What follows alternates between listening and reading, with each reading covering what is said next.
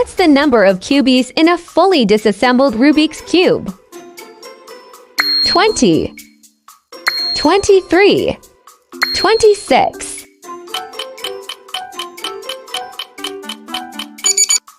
A fully disassembled cube has 26 pieces, cubies, 20 movable pieces, cubies, 6 fixed center pieces on each face, 12 edge pieces, cubies, 8 corner pieces, cubies.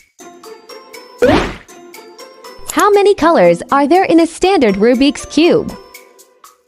8, 6, 4.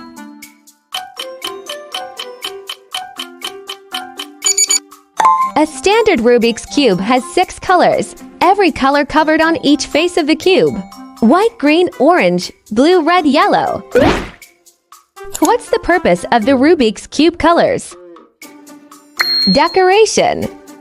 Identification. All of them.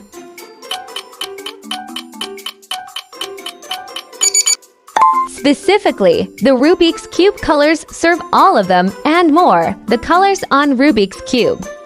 Decorate the cube. Aid identification. Physical solving aid. Mental solving aid. Now tell me your score in the comments. 3 out of